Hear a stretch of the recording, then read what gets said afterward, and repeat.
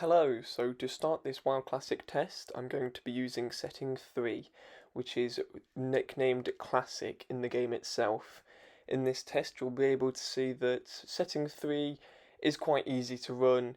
One thing to note throughout this test, though, is that the fire particle or effect seems to be really heavy on the GPU, and it leads to very low FPS, even on setting 3. You'll see just here, we're going to see a small drop in FPS, just by about 5 FPS or so, although if you get right close to it you can see a drop of up to 10.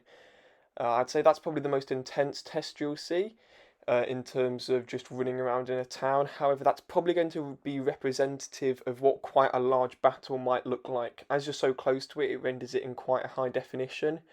So with many different effects at a lower resolution, it may cause a drop like that. So if you're looking to use these new Apple M1 MacBooks or Mini to play WoW, just note that you're probably going to want to enable raid and battleground settings and drop that down to maybe even a setting 1 or 2.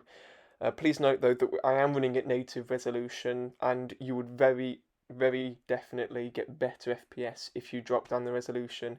So I'm using setting 5 right now, which offers some better visuals, but it does hurt FPS when there's a lot of effects. So the portal as well is quite demanding. It's probably actually about just as demanding as the fire itself, which is important to note. As you'll see, I'm just going to run up towards the fire now, and you'll see another FPS drop. So if I get right up close to it again, you'll see this FPS drop this time is 20. So it's a much smaller difference when I was using setting 3, but I suppose that is the price you pay. So I'm just going to come back in here and put the setting up. I'm going to go up to setting 7, which is higher than what the game recommends itself. Setting 5 is the recommended, so bumping it up to setting 7, you'll see there's a slight upgrade in shadows, but it's not really as drastic as the move from setting 3 to setting 5. That's quite a big jump. 5 to 7, it's definitely noticeable. As you can see now that I'm coming out here, you can notice a difference, especially in the shadows. They're now much more, I wouldn't say realistic, but more dynamic.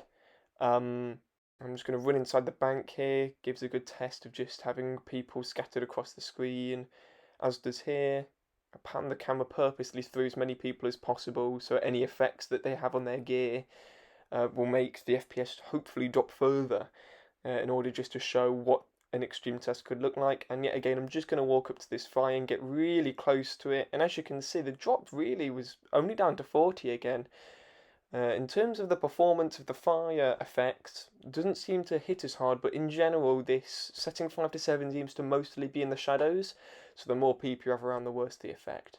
So I'm going to bump this up to setting 9 now, and immediately you can see we're no longer getting a solid 60.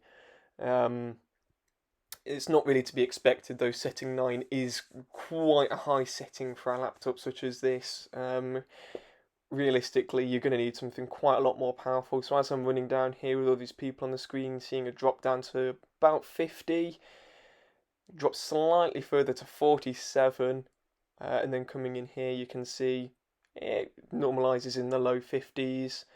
Walking back out again, just going to head towards that fire again. The fire effects, of course, are the most demanding thing that I have actually found so far. So walking back over here, I'm going to see the FPS drop yet again. So this time we're dropping into the 30s.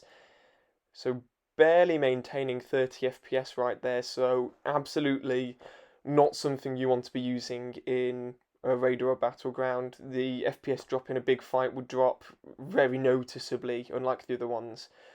And then just to see what this was like, I tried setting 10. This is maxed out settings at native resolution. As you can see, the FPS is actually surprisingly high to say it's max settings, but as you can see, it's certainly not something I'd want to be playing at. We're barely managing to scrape into the mid 40s most of the time, sitting in the low 40s. If I go into the bank, which is a good overview of less intensive tests, as you can see, we're still barely hitting the low 40s. But I'm going to do the most intensive test, just going to run back up towards that fire, which is almost definitely going to result in a terrible frame rate. And so let's see what that looks like. So as we're seeing here, drop beneath 30 FPS now, just barely. We're seeing 28, 29 FPS at the lowest there. But I would only expect worse as it goes down. But thanks for watching the video, and that's been everything. I'd personally recommend using setting 5 in a more intense place. As you saw from the last test, in a less intensive place you can get away with the higher settings. If you enjoyed the video, please like and subscribe. I'll be making more benchmarks for the Apple M1 soon. See you later.